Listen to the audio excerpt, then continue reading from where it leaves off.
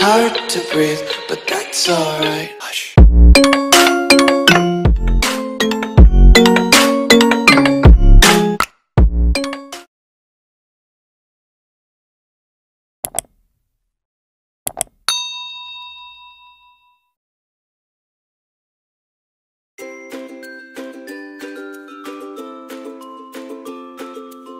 Assalamualaikum warahmatullahi wabarakatuh. Pada pertemuan kali ini saya akan membahas mengenai aset tetap.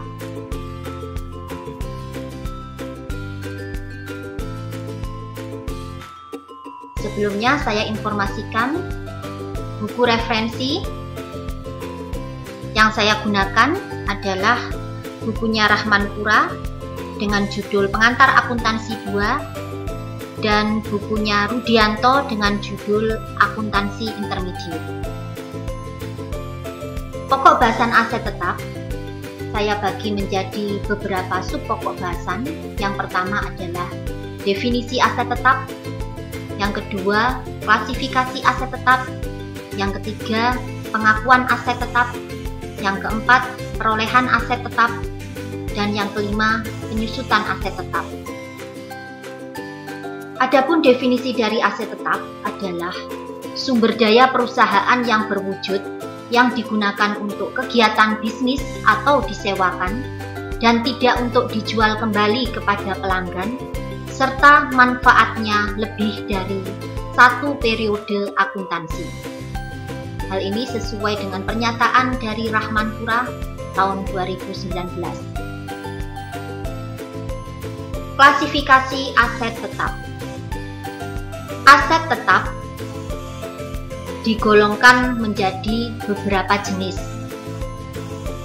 Yang pertama, berdasarkan aspek substansi. Yang kedua, berdasarkan aspek disusutkan atau tidak disusutkan. Yang ketiga, berdasarkan aspek jenis.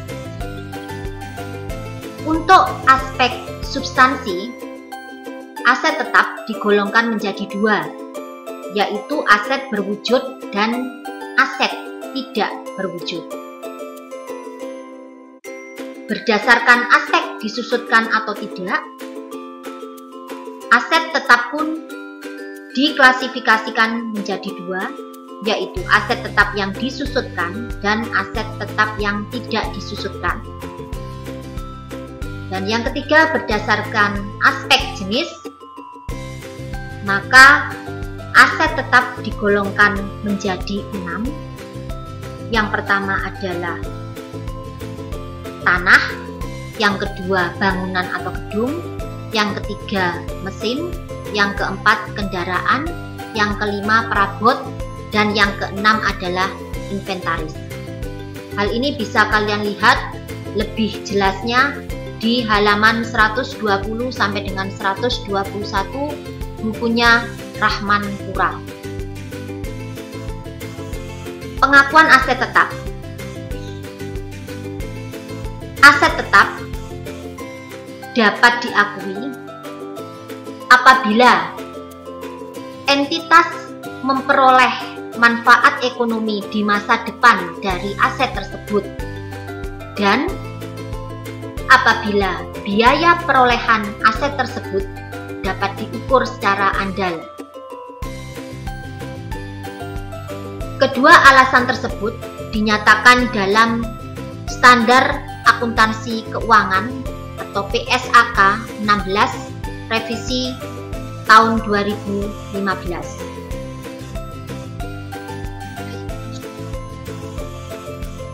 Biaya perolehan adalah semua pengeluaran yang diperlukan untuk memperoleh aset tersebut dalam keadaan siap untuk digunakan, menurut KISO tahun 2018.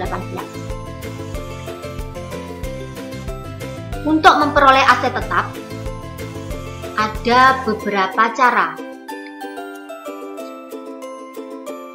Bisa kalian lihat di bukunya Rahman Pura halaman 124 sampai dengan 126 yang menyatakan bahwa aset tetap dapat diperoleh dari pembelian secara tunai, pembelian secara berkelompok dan dengan cara pertukaran dengan aset non-moneter. Namun, nantinya yang akan saya bahas adalah perolehan aset tetap dengan cara pembelian tunai dan pembelian secara berkelompok. Penyusutan aset tetap merupakan proses pengalokasian biaya untuk membebankan biaya perolehan aset tetap selama umur manfaatnya secara rasional dan sistematis. Menurut Kesho tahun 2018. Adapun faktor-faktor beban penyusutan aset tetap dapat dipelajari lebih lanjut di bukunya Rahmanpura halaman 126 sampai dengan halaman 127. Ada beberapa faktor. Yang pertama adalah biaya perolehan atau nilai perolehan. Dan yang kedua, umur ekonomis.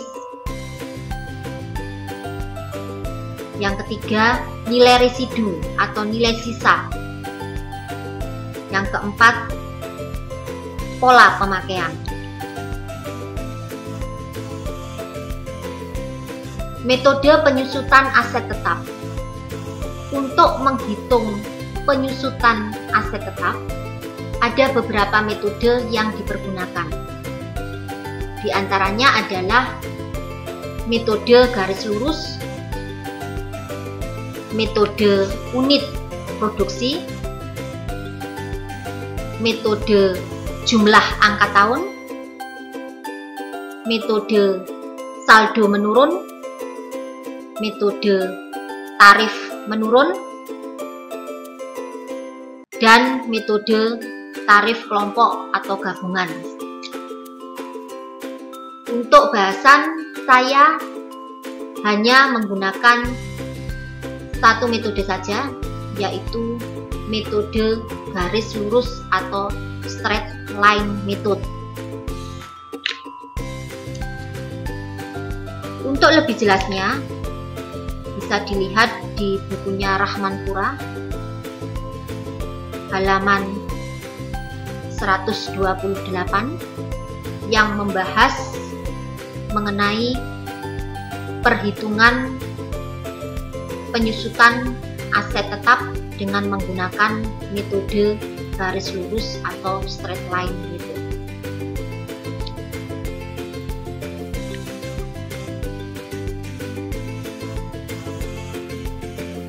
Untuk bahasan kita kali ini sampai dengan metode perhitungan dengan menggunakan garis lurus saya akhiri. Terima kasih. Wabillahi taufik wal hidayah. Wassalamualaikum warahmatullahi wabarakatuh.